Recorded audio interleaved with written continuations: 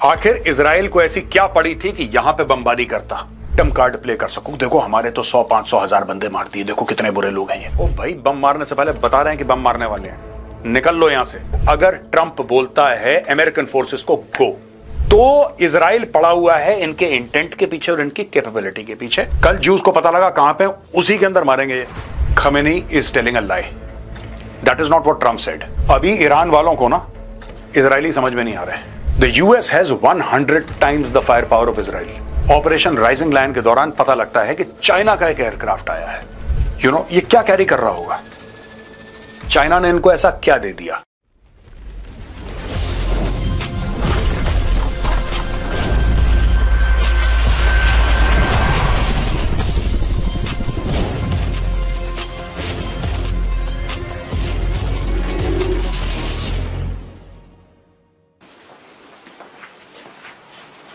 जय हिंद दोस्तों, मैं हूं मेजर गौरव आर्य और आप देख रहे हैं द चाणक्य डायलॉग्स।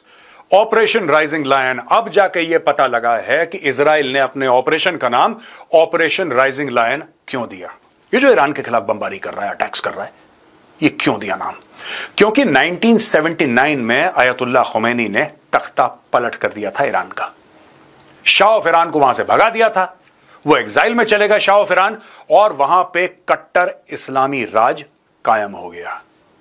वहां का झंडा बदल गया, वहां का कानून बदल गया, सब कुछ बदल गया ईरान का। ईरान जो एक मॉडर्न देश होता था वो बन गया है कट्टर इस्लामी देश। लेकिन दोस्तों, तख्ता पलट होने से पहले 1979 से पहले यह फ्लैग हुआ करता था ईरान का। और जो ट्वीट करा है इजराइल ने, वो अगर आप देखेंगे गजब का ट्वीट है। ये जो शेर है जिसके हाथ में तलवार है और बिल्कुल पीछे बैकग्राउंड में सूरज उग रहा है, जिसलिए इसको राइजिंग लायन बोलते हैं, वही कारण है। वो ईरान के झंडे को काट रहा है, ईरान के झंडे को तोड़ रहा है। और इसका यह मतलब है कि इजराइल ने जब ये ऑपरेशन राइजिंग लायन लॉन्च करा था, इजराइल का यही मतलब था कि रेजिम चेंज होना चाहिए। इसका मतलब ही रेजिम चेंज है, यानी पुराने दिन वापस आएंगे, आयतुल्लाह खमेनी की रेजिम को नस्तनाबूद कर दो। यहां पे दोस्तों टाइम्स ऑफ इंडिया यह रिपोर्ट करता है, Israel Iran conflict, 2 centrifuge manufacturing sites destroyed near Tehran, says IAEA. Fresh Israeli airstrikes resume. यानी कि ये ना इजराइल कह रहा है ना ईरान कह रहा है, ये IAEA की एक रिपोर्ट है जो ये कहती है कि 2 सेंट्रीफ्यूज मैन्युफैक्चरिंग साइट्स को बर्बाद कर दिया है इजरायली एयरफोर्स ने। इजराइल डिफेंस फोर्सेस, ये सब ऑफिशियल इनका ट्वीट गया है। The IDF struck a centrifuge production site and multiple weapon manufacturing facilities in the Tehran area, key elements of Iran's nuclear weapons and missile programmes, over 50 IAF fighter jets targeted. 50 से ऊपर Israeli air force, जैसे हम लोग Indian air force कहते हैं, that is also IAF, ये Israeli air force करते हैं, ये भी आईएएफ कहते हैं, not to be confused. 50 Israeli air force fighter jets targeted a facility for producing centrifuges used to enrich uranium beyond civilian levels। यानी कि आप देखिए ना, आपको अगर 90% पे जाना है, आप इसको producing centrifuges to enrich uranium, किस लेवल पे आप एनरिच कर रहे हैं?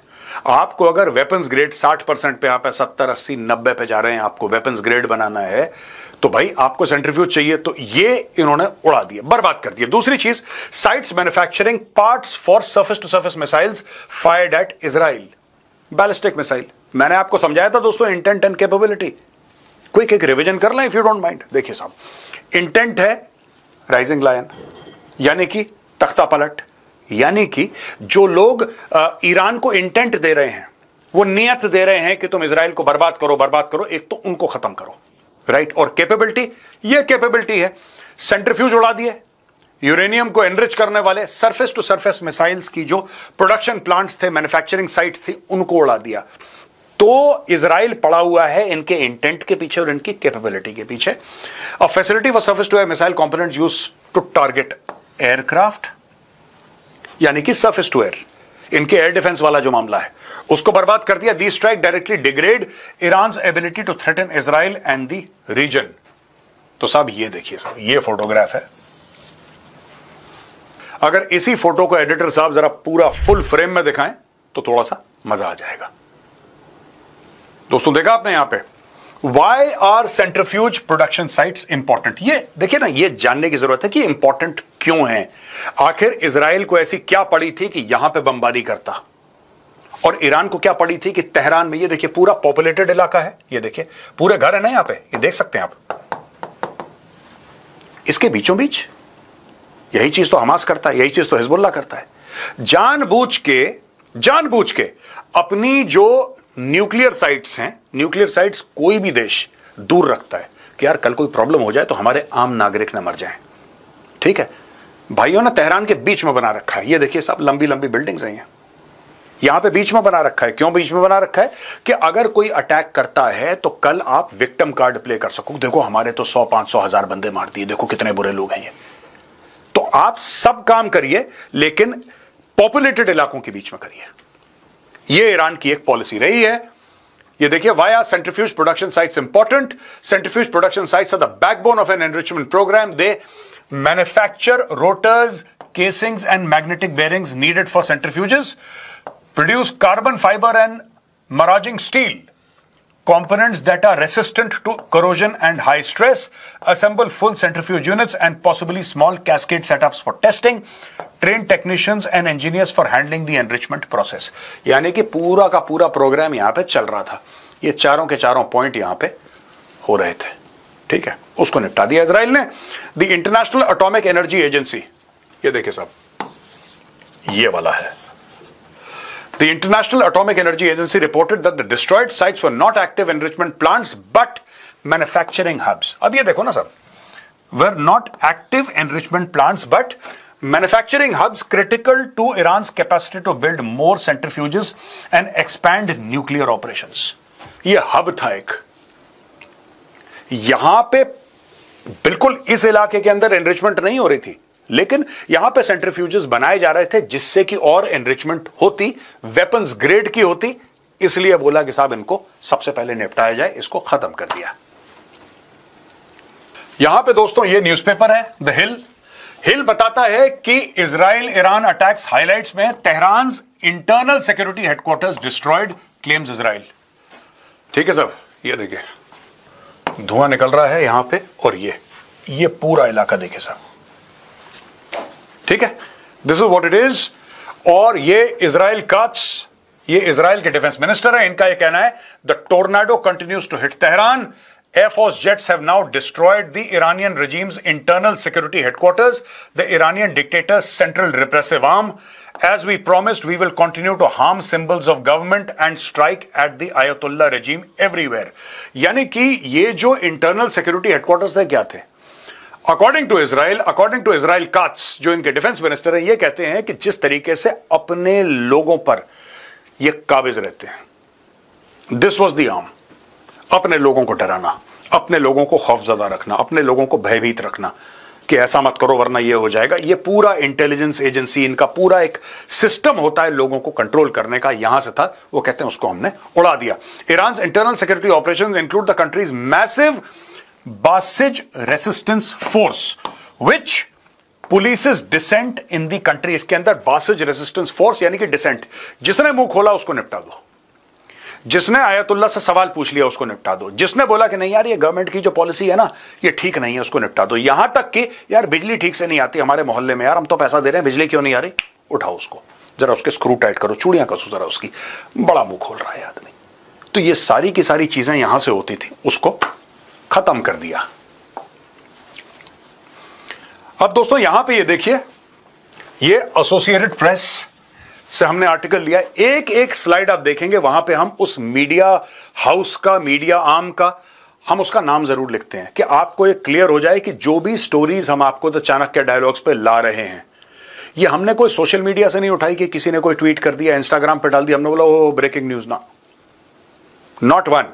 आप हर समय देखेंगे, हर एक स्लाइड में लगभग आपको दिखेगा कि कहां से लिए। Hindustan times, times of India, Indian express, Hindu, Washington post, the New York times, associated press, Reuters, Bloomberg, सबका हम लोग नाम देते हैं कि आप जाके चेक कर लें कि मेजर गौरव आर्या ने अगर हमें खबर सुनाई है तो क्या यह खबर का सोर्स ये है। अगर ये है तो आप जाके चेक कर सकते हैं। मैं आपको सिर्फ बता रहा हूं कि हम क्यों लिखते हैं। कुछ लोगों ने पूछा कमेंट्स में, कि मेजर साहब ये क्यों आप नाम देते हैं ऊपर इनका? इसलिए देते हैं कि आपको पता लग जाए कि वेरीफाइड न्यूज आपके पास आ रही है। इट्स नॉट समथिंग दैट हमने कहीं से देख लिया और हमने आपको बता दी। एवरी न्यूज इज वेरीफाइड जो हम आपको बता रहे हैं। एनीवे, अब दोस्तों आते हैं, Israeli hospital suffers extensive damage from Iranian missile strike. Iran ने क्या करा?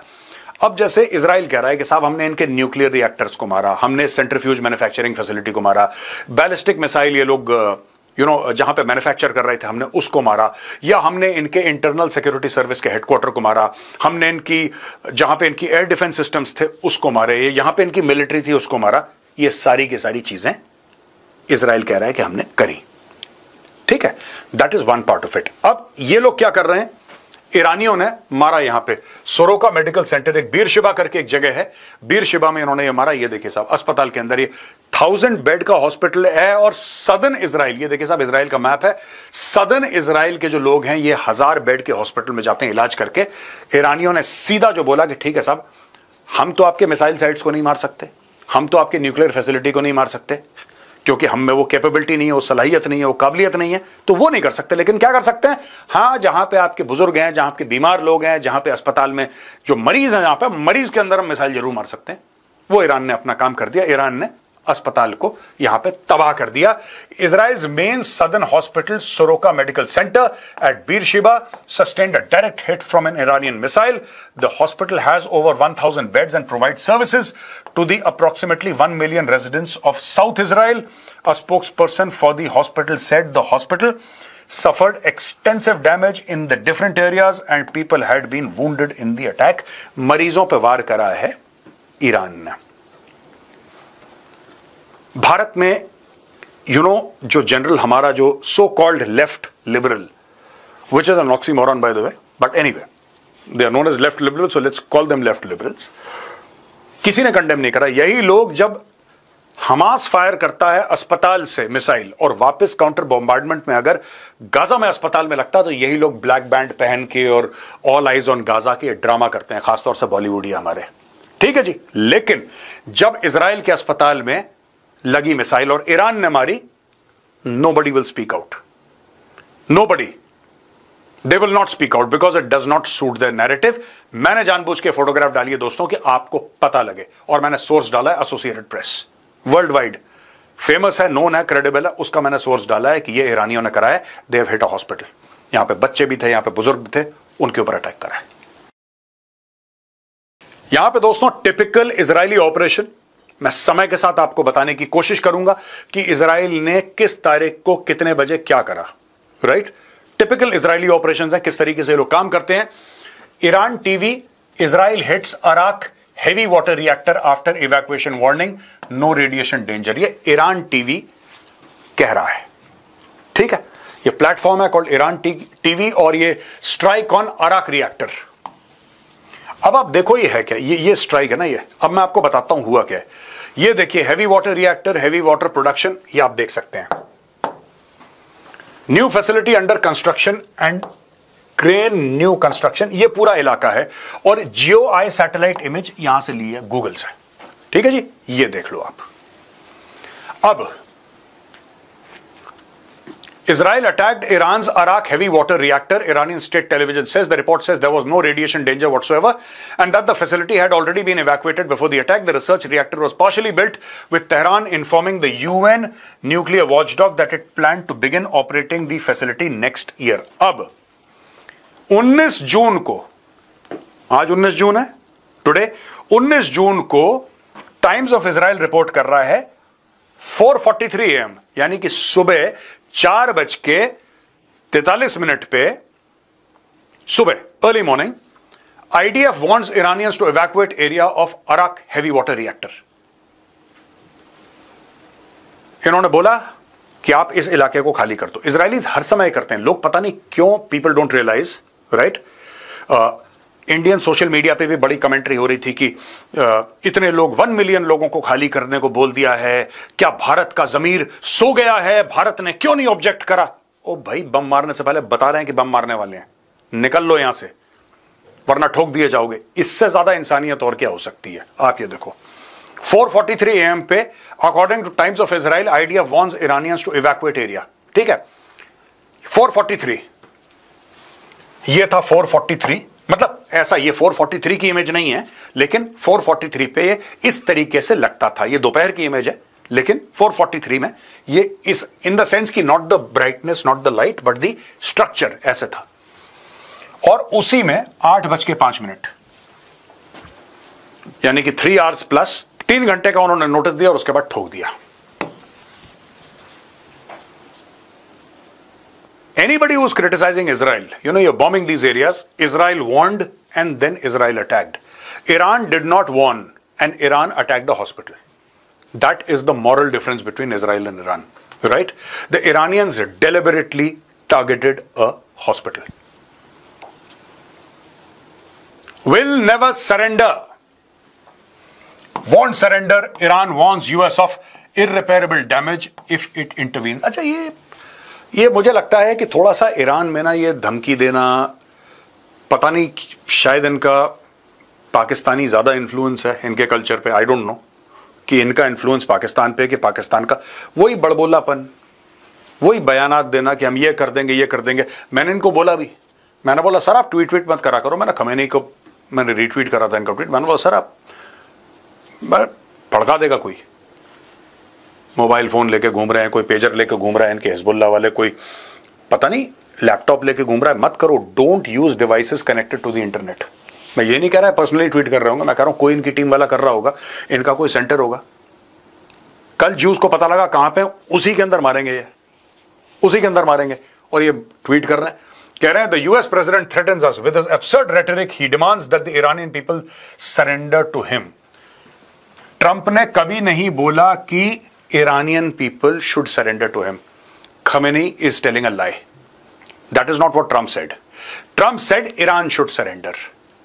और Rising Lion का क्या मतलब है? Rising Lion का ये मतलब है, nobody is asking the Iranian people to surrender because the Iranian people are not armed. How can a person who's not armed surrender? Who's armed? Who's armed? The Islamic Revolutionary Guard Corps is armed.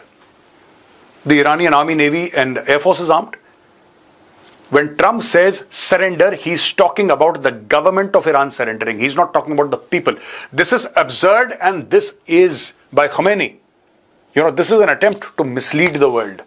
Iranian people, just playing the victim card. That is, I think, what they taught the Palestinians. They should make threats against those who are afraid of being threatened. The Iranian nation isn't frightened by such threats. We'll deal with this also. ये जो the Iranian nation isn't frightened by such threats, इसके बारे में भी मैं आपको explain करूंगा. The harm that the US will suffer will definitely be irreparable if they enter this conflict militarily. यहां पे ये भी धमकी दे रहे हैं और कह रहे हैं कि साहब अगर ऐसा हुआ तो आप फिर देखना क्या होगा, कैसा होगा, हम देख लेंगे और हम ये फड़का देंगे, वो फड़क। देखिए मैं आपको एक बात बताऊं, it's not about Iran, Israel और द यूएस। ठीक है, अभी ईरान वालों को ना इजरायली समझ में नहीं आ रहा है। The US has 100 times the fire power of Israel. Just imagine if president Trump tomorrow picks up the phone and says go. Just imagine if B-52 bombers are flying over Tehran. There'll be nothing left. ये फिर कहीं से दूर देश भाग के वहां से ट्वीट करेगा ये कि हम छोड़ेंगे नहीं तुम्हें। इनकी फौज ने, ईरान की फौज ने हाथ पैर अपने त्याग दिए। बिल्कुल उन्होंने ऐसा बोला कि नहीं अब भैया अब नहीं हो रहा। They're feeling the pressure, and this is just the Israelis. The Americans have not formally entered the fray. They might have defended Israel against a few ballistic missiles and a few drones, but offensive kinetic operations have not been undertaken by the US forces. जिस दिन US forces kinetic operations करती हैं, ठीक है, ये पूरा Tehran जो है ना गाजा बन जाएगा, पूरा तेहरान। और ये बात इनको पता है, पता नहीं क्यों ऐसे ट्वीट कर रहा है कि ये नहीं होगा, Iranian nation isn't frightened. Nobody is trying to frighten the Iranian nation, boss. Nobody is trying to frighten the Iranian nation. People are trying to frighten you. People are trying to frighten those butchers that you have in your government, your generals, and they are frightened. अब दोस्तों ये है economic times ने cover करा है, ठीक है। US moving F-16, F-22 and F-35 fighter jets to Middle East as Israel-Iran war rages. अब ये दोनों जो हैं F-22 और F-35, ये तो दोस्तों 5th जनरेशन स्टेल्थ फाइटर्स हैं। और मुझे नहीं लगता कि दुनिया में F-22 जैसा इतना खतरनाक कोई भी एयरक्राफ्ट बना भी है आज तक, जो इसकी कैपेबिलिटीज हैं। It's They say it is superior to the F-35 और F-16 तो इनका पुराना वर्कहॉर्स है. The US is deploying additional fighter jets, including F-16, F-22, and F-35, to the Middle East and extending existing deployments to strengthen its military presence amid escalating conflict between Israel and Iran, according to US officials. तो ये तो economic time ने दोस्तों ये cover करा है. और एक और चीज है जो यहां पे, ये देखिए, ये F-16 है, इस प्रकार से ये F-22 है, ये F-35 है. सो ये तीनों एयरक्राफ्ट हैं जो यूएस अपनी डिप्लॉयमेंट को थोड़ा सा शिफ्ट कर रहा है. Right now it is becoming Iran focused. पूरे यूएस के फोर्सेस, चाहे वो B-52 बॉम्बर्स हो डेगो गार्सिया में, चाहे वो एयरक्राफ्ट कैरियर्स हो इनके, जिनके ऊपर ऑलरेडी F-35 और F-18 हॉर्नेट्स लगे हुए हैं, right, whether it is their troops, there are around 40-50,000 something like that, 40,000 के आसपास आप लगा लीजिए मोटा मोटी. उधर यूएस ट्रूप्स हैं आसपास के इलाकों में, not inside Iran, in and around, plus all these assets. अगर ये इस लेवल पे आ रहे हैं लॉक एंड कॉक करके दोस्तों, इनका मेन एम क्या है? मेन एम ये है कि अगर ट्रंप बोलता है अमेरिकन फोर्सेस को गो, तो कितनी जल्दी अमेरिकन फोर्सेस रिस्पॉन्ड कर सकती हैं. ये पूरे जिसको कहते हैं ना चेस बोर्ड पे अपनी गोटियां फिट कर रहे हैं, अपने प्यादे फिट कर रहे हैं कि कब हमें मूव ना करना पड़े और कब हमारा प्रेसिडेंट डोनाल्ड ट्रंप ये बोले गो, और उस समय हमारे कौन कौन से टारगेट्स होंगे. तो इस वक्त मुझे ऐसा लग रहा है कि इनका कोऑर्डिनेशन इजराइल के साथ बहुत जबरदस्त होने वाला है. राइट और फोर्डो करके एक जगह है दोस्तों, फोर्डो वो जगह है जहां पे बिल्कुल पहाड़ के एकदम नीचे उन्होंने अपने न्यूक्लियर का अपना पूरा एक प्रोग्राम वहां पे बना रखा है. और इसीलिए बनाया था ये क्योंकि वहां पे पहुंचना मुश्किल था. तो कल हमने कवर करा था कि कौन कौन से वेपन प्लेटफॉर्म्स चाहिए जो नीचे ड्रिल करके, वो कल वाला वीडियो आप जाके देख सकते हैं. तो वहां पे मैंने डिटेल में बताया था. तो हो सकता है कि अगर यूएस को ग्रीन लाइट मिले अपने प्रेसिडेंट से यूएस फोर्सेस को, so they will have certain areas in Iran that they will target. कुछ खास इलाके होंगे जिसमें वो टारगेट करेंगे. अच्छा, यहां पे एक और चीज है साहब, ये द टेलीग्राफ कवर करता है कि एक फ्लाइट गई शंघाई CLX 9877, ये फ्लाइट गई है, ठीक है. China sends mystery transport plane into Iran. Flight plans indicated a final destination of Luxembourg, but the aircraft appeared to have never flown near European skies. The plane flew westwards along northern China, crossing into Kazakhstan and then south into Uzbekistan and Turkmenistan, and then falling off the radar as it neared Iran. तो ये बिल्कुल central Asia की तरफ से आया, central Asia की तरफ आया और फिर ईरान में ये जो एयरक्राफ्ट है CLX 9877, ये यहां पे गया. अब ये टेलीग्राफ ने न्यूज कवर करी है. और सोचने की बात यह है दोस्तों कि ये क्या कैरी कर रहा होगा, चाइना ने इनको ऐसा क्या दे दिया. आपको याद है ऑपरेशन सिंदूर के दौरान तुर्की के एयरक्राफ्ट आए थे, याद है, तुर्की के एयरक्राफ्ट आए थे पाकिस्तान के अंदर. अब ऑपरेशन राइजिंग लायन के दौरान पता लगता है कि चाइना का एक एयरक्राफ्ट आया है जो शंघाई से चला है.